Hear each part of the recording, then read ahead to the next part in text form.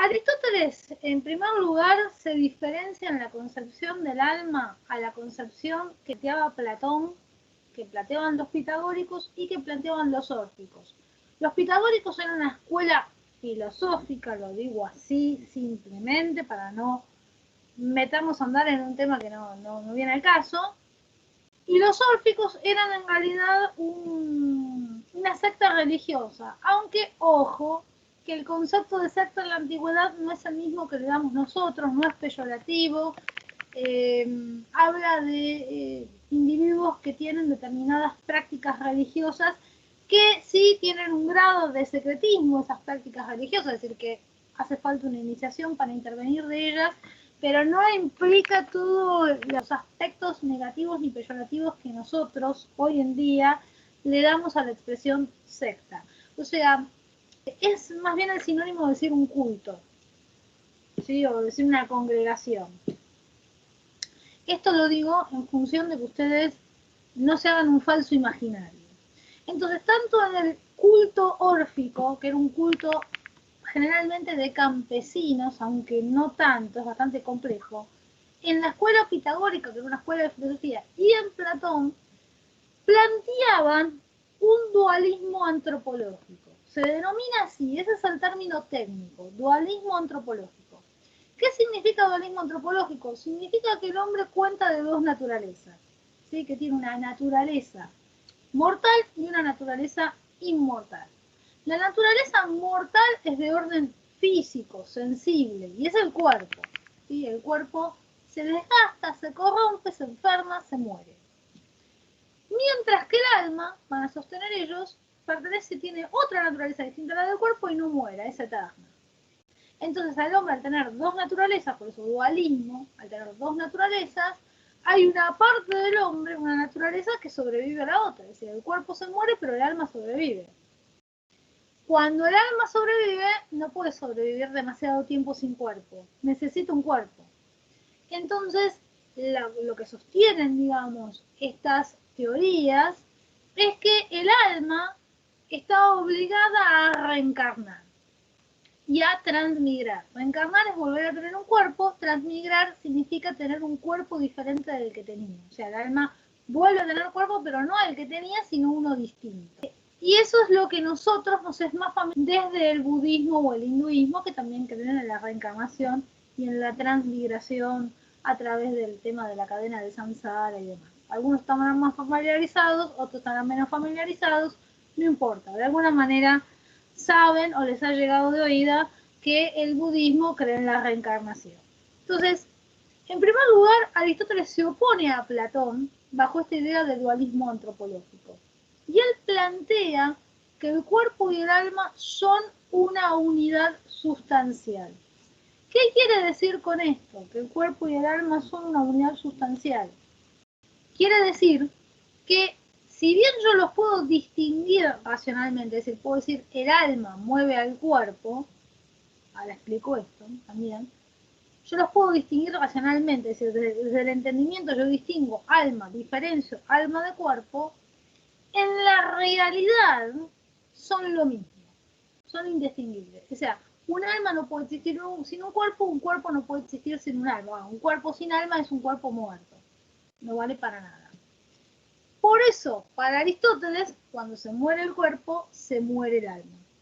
Volviendo a la idea, digamos, de esto, de que el cuerpo y el alma es una unidad sustancial. Bueno, ahí Aristóteles se vale de un sentido del alma más físico, ¿sí? Es decir, para Platón, para los órficos, para los pitagóricos, el concepto de alma adquiría una visión más religiosa, más espiritualista, más vinculado a una cuestión de identidad. ¿Quién soy? Bueno, soy esta alma que ahora se encarnó en este cuerpo, mañana se encarnará en otro y que viene de X encarnación. Para Aristóteles, al romper con ese idea de dualismo antropológico, se queda con el concepto de alma, que es más antiguo todavía que este, que tenían Platón, los pitagóricos y los órficos, que es físico. ¿Por qué? Porque el alma queda reducida a la de ser un principio de movimiento y principio de vida. Es decir, los antiguos, todos los pueblos antiguos, consideraban al alma como aquello que le daba vida a un cuerpo, y en tanto que le daba vida a un cuerpo, le daba movimiento. Es decir, el pájaro se mueve porque tiene alma, la cucaracha se mueve porque tiene alma, el mar se mueve porque tiene alma. Esta idea de explicar el movimiento a través de la presencia de un alma, y que por ende si tenía alma, tenía movimiento y tenía vida, se lo denomina a grandes rasgos animismo. Justamente el mundo antiguo es un mundo animista, ¿sí? Porque todo lo que se mueve por sí solo, o sea, sin una explicación mecánica, o sea, la silla, para que se mueva la tengo que mover yo. Pero la cucaracha se mueve sola, o el pajarito se mueve solo, no necesito moverlo yo. Entonces, todo aquello que se movía por sí solo tenía una animista en el mundo antiguo. Esta explicación animista en el mundo medieval es reemplazada por una explicación teísta, o sea, las cosas se mueven porque tienen alma, pero el que le da vida al alma a su vez, o sea, el alma es vida, pero el que le da vida al alma es Dios, o mejor dicho, para decir más técnica, el Espíritu Santo. Y finalmente en la Edad Moderna, estoy un poco recapitulando a medida que explico, lo reemplazamos con una visión mecanicista porque justamente se deja de explicar, ¿sí? Supónganse que el mal se mueve porque tiene alma y se lo empieza a explicar a través de una acción físico-química de los átomos del agua y etcétera, etcétera. ¿Sí? Es decir, a través de explicaciones físicas o químicas, ¿sí? Sin hablar de que tenga un alma. Bien, esto para ver en relación. Entonces, bueno, volvemos a Aristóteles. Aristóteles se queda con el aspecto del alma animista, ¿sí? Que es aquello que le da vida y movimiento a un cuerpo. Sin embargo, si bien yo lo puedo distinguir racionalmente, el alma, aquello que le da vida a un cuerpo, del cuerpo, en la realidad no puede existir un alma sin un cuerpo. ¿Sí? En cuanto el alma muere, el cuerpo también muere, es una cosa muerta. Ahora bien, en la naturaleza, va a decir Aristóteles, existen jerarquías. Es decir, no todas las almas son lo mismo. O sea, el pájaro se mueve, tiene alma. El gato se mueve, tiene alma. Yo me muevo, tengo alma. La planta, el árbol se mueve, tiene alma. Bien, pero hay distintos tipos de alma. A eso él va a plantear una jerarquía en las almas. Estas jerarquías que él plantea entre los tipos de alma, es muy importante entender que partimos de un esquema que vamos desde un alma más simple o más básica ascendiendo hacia un alma más compleja. ¿Por qué es un esquema que va desde lo simple a lo complejo? Porque el alma más básica tiene menos funciones y las que vienen después tienen las funciones del alma más básico de las anteriores, pero le agregan una diferencia específica propia de esa jerarquía. Él plantea que hay tres tipos de alma.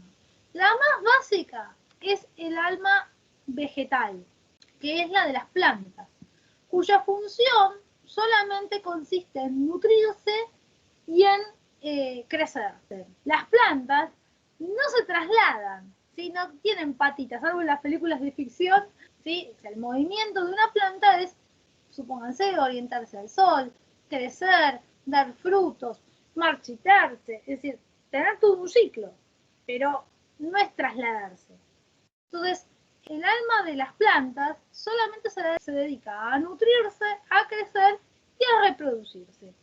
¿Sí? Porque también se polinizan y se reproducen. Bien. Ahora bien, luego viene un alma más compleja, que es el alma sensitiva o el alma de los animales. Y acá tengo que hacer una aclaración antes de entrar a hablar del alma sensitiva. Un error hiper común sobre el tema del alma sensitiva, es decir, de asociar que el alma es sensible, que sí, es sensible, con decir como que es sensiblera, bueno, que es el alma que se emociona, que llora, que... No. Cuando él habla de alma sensible, se refiere al alma de los animales, que también se alimentan y crecen.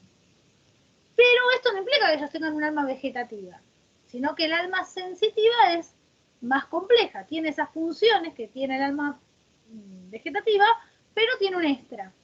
¿Cuál es el extra? El animal, además de nutrirse y de crecer y reproducirse, tiene la capacidad de trasladarse. ¿Sí? Se traslada, no se queda en un lugar. Y fundamentalmente el animal siente, tiene sensaciones, tiene percepción, o sea, el animal ve, escucha, huele, no importa, habrá diferentes particularidades, hay animales ciegos como los murciélagos o los topos, pero no obstante tienen otros sentidos, ¿sí? Tienen sentidos perceptivos. Cuando habla de alma sensitiva, se refiere que el animal tiene percepción. La planta, no sabemos si tiene percepción o no, pero en la época de Aristóteles no. Ya les doy la respuesta. Para Aristóteles, obviamente la planta no tiene percepción. Hoy en día podemos ponernos en duda, que tal vez sí, no, bueno, de acuerdo a qué investigación haya, de qué, sobre qué, pero en la época de Aristóteles, olvídense, no tiene percepción la planta. En cambio, el animal sí. Se traslada y además, sí, el animal tiene la capacidad de sentir emociones, como por ejemplo sentir miedo, sentir alegría. El perro le festeja, le mueve la cola al dueño. Si lo amenazas con un palo, depende del perro, puede sentir miedo o puede sentir ira y se puede enojar y atacarte. Tiene tristeza, tiene alegría, sí, tiene emociones. Pero cuando hablamos de alma sensible no nos referimos solamente a que tenga emociones, nos referimos a que tiene percepción. Bien, ese es el segundo tipo de alma, es el grado intermedio. El tercer grado de alma es el grado que va a corresponder al hombre, que es el alma racional. El hombre, además de todo lo anterior, sin tener un alma vegetativa y sin tener un alma sensible, porque su alma racional implica todas las funciones que mencioné antes, tiene la capacidad de hablar, de pensar y hablar. Para los griegos no había posibilidad de que uno pensara sin hablar, o sea, o hablar sin pensar. Para ellos ya la posibilidad de formular palabras, es decir, de establecer símbolos, comunicarnos con esos símbolos, implica que yo tengo razón. Razón y palabra van de la mano, porque la razón implica pensar en palabras, comunicarme con palabras, es decir, comunicarme con signos, comunicarme con símbolos. Entonces ahí tenemos al hombre. ¿Por qué? Porque los animales no se comunican con signos, tienen códigos de comunicación instintivos, ¿sí? Por los cuales se entienden, pero no son símbolos, no son palabras. El hombre puede hasta, digamos, manifestar o tener ideas complejas a través de las palabras. ¿Sí? Y puede comunicar un amplio mundo interior, digamos, a través de las palabras, por ejemplo, las novelas. O, por ejemplo, cualquiera que vaya al psicoanalista y empiece a hablar de qué le pasó, no sé, de algo por lo que esté padeciendo, está hablando de su mundo interior a través de las palabras. No está llevando al psicoanalista a vivir su propia experiencia, ¿sí? A ver, venga, acompáñeme un día de mi vida y vea cuán miserable soy, sino que le cuenta al psicoanalista cuán miserable se siente, por dar un ejemplo, ¿sí? Entonces son los tres tipos de alma. Ahora bien, luego, confusión bastante común, es asociar estos tres tipos de alma a los tres tipos de razón. A su vez, dice Aristóteles, si bien todos los hombres somos racionales, todos los hombres tenemos el alma racional, todos los hombres no somos iguales. Es decir, Aristóteles tiene una visión de la sociedad que es esclavista. Por este motivo, Aristóteles es el primero, al menos en el mundo occidental, que plantea una tesis, ¿sí? Se denomina así, tesis de la inferioridad natural. ¿Sí? Es decir, él va a plantear que algunos hombres son inferiores por naturaleza. Esta inferioridad natural se corresponde con el tipo de razón. Es decir, todos los hombres tienen razón, desde el menos despabilado, ¿no? Desde el menos lúcido al más inteligente, más genio que pueda haber, todos tienen razón, todos tienen la capacidad de pensar y hablar, ¿sí? Comunicarse. Sin embargo, no todos tienen exactamente el mismo grado de razón, no todos entienden el mismo grado de complejidad de las cosas. Hay diferentes tipos de razón. Entonces los hombres a su vez se jerarquizan por estos tipos de razón. Pero siempre el alma del hombre es racional. Entonces, ¿cuáles son las tres jerarquías del hombre? Y ojo, y la lógica es la misma, vamos desde un grado más simple a un grado más complejo. El grado más complejo implica absorber o tener las capacidades de la razón más simple. El grado más simple es el de los esclavos, que solamente se limitan a comprender y obedecer. Es decir, para Aristóteles, todos los extranjeros eran esclavos por naturaleza.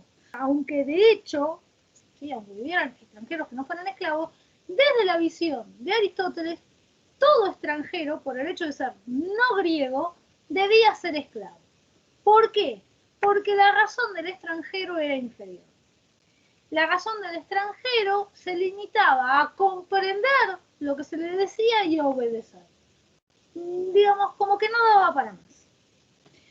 Él fundamentaba esta inferioridad, ¿sí?, de los extranjeros en dos argumentos, ¿sí?, principales, ambos argumentos muy ridículos y muy etnocéntricos.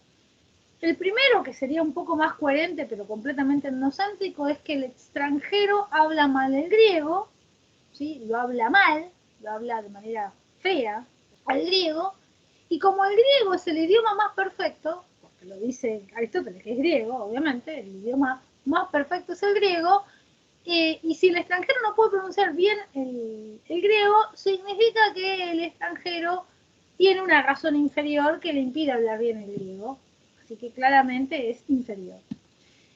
El otro argumento, también muy importante en Aristóteles y más ridículo, es que los cuerpos de los griegos eran armónicos. Y eso expresaba que el logos, es decir, que la razón está presente, ¿sí?, en la naturaleza de los griegos, es superior al logos o a la razón que está presente en los extranjeros o bárbaros. ¿Por qué? Porque los extranjeros, según él, siempre, aún los que parecían o tenían algún grado de belleza, no tenían una belleza tan armónica como el griego. Es decir, el extranjero siempre, digamos, o era muy largo de torso y corto de piernas, o muy largo de piernas y corto de torso. Es decir, siempre sufría alguna desproporción, muy alto, muy bajo. Es decir, siempre algo les faltaba para hacer la medida justa. En cambio, el griego, los griegos tenían los cuerpos ideales. Y eso esbozaba o manifestaba, digamos, a nivel físico claramente que la razón del griego era superior y que correspondía a la dominación. Ojo que este argumento es reutilizado por Hitler para instalar el nazismo. El cuerpo del ario es superior al cuerpo de, bueno, todos los que pretenden eliminar ellos. Ojo que estos argumentos que pueden parecer tontos siempre están prestos a volver a remasterizarse y a reeditarse, ¿sí?, y a volver a aparecer en la palestra disfrazados de otra forma. Entonces a esto se llamaba tesis de la inferioridad natural, ¿sí? Hay gente que es inferior por naturaleza, o sea, ya nacés con la condición de ser inferior y bueno, no hay vuelta. No vas a ascender más en la escala social ni en la escala humana. Ahí te corresponde estar. En este caso es la esclavitud. Luego le siguen las mujeres griegas y los niños griegos, que tienen un grado de comprensión superior al esclavo, y que además de comprender y obedecer, la mujer griega tiene la capacidad de organizar la casa. Aristóteles decía que era la oikonomos, de ahí viene la palabra economía, ¿sí? Oikonomos. Oikos es casa, nomos es norma, legalidad, regla, ¿no? Entonces la mujer era la que reglamentaba, regulaba las cuestiones de la casa. Ojo que esa expresión se usó mucho hasta los años 80, no sé exactamente desde cuándo, pero desde los 50 hasta los 80 se usaba mucho en los programas dedicados a las mujeres, sobre todo de consejos de mujeres o de cocina, ¿no? De que la mujer era la ecónoma del hogar y entonces se le enseñaba a la mujer cómo ahorrar, cómo invertir el dinero en las compras, tics, hoy diríamos, o qué tips, ¿no? Tenía que tener la mujer para hacer sus compras y demás, ¿no? Porque era la ecónoma de la casa. A los años 80 estuvo completamente en boga y en los 90 todavía seguía, ¿no? Ya estaba cuestionado, pero seguía. Hoy en día es difícil que escuchemos esa expresión. Bueno. Y finalmente tenemos el grado más complejo y superior, que implica todo lo anterior, pero con el extra, que o sea, pertenece a los varones griegos libres, ya mayores de edad, que el hombre tiene la capacidad de deliberar, es decir, de intervenir en los asuntos del Estado, no solamente de gobernar la casa, sino de gobernar la ciudad. Un hombre, decía Aristóteles, puede hacerse cargo de los asuntos de la casa, de hecho hay hombres que han quedado viudos y lo han hecho muy bien, aunque es recomendable que eso lo haga una mujer. Pero, ¿qué ocurre? Si el hombre se dedica a ser cargo de su casa, va en detrimento de sus asuntos públicos. O el hombre también tiene capacidad de comprender y obedecer, que es el hombre libre, ¿no? ¿Qué es lo que ocurre cuando va a la guerra? Cuando va a la guerra, no todos son generales, ¿sí? Hay un general y el resto obedece. Bueno, entonces ahí, en ese caso, el hombre libre, que en momentos de no guerra, en momentos de democracia, decide por sí mismo, también muestra que tiene la capacidad de comprender y obedecer.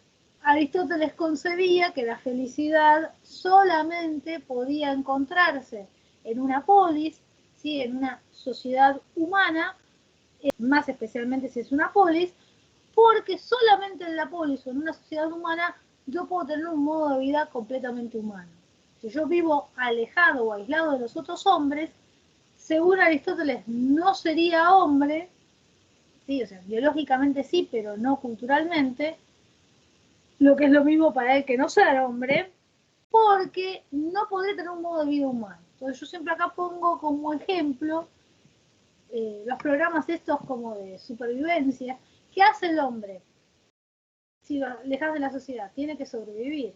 Y sobrevivir le lleva todo su tiempo de vigilia. No puede dedicarse a una actividad intelectual, no puede dedicarse a pensar, no sé, en una carrera, no puede dedicarse a ponerse a hacer una obra de arte, no puede dedicarse a nada propiamente humano, solamente se dedica a sobrevivir. Es decir, que queda reducido a la animalidad. Por eso para él, el hombre, para ser hombre, tenía que vivir en una polis. O sea, él decía, el hombre es un zoon politicón, un ser que habita la polis. ¿Sí? Y solamente en la polis puede alcanzar la felicidad, porque solamente en la polis, es decir, en el contacto con los otros hombres, podemos concretar las realizaciones, nuestros proyectos personales y colectivos. Bien, eso es Aristóteles.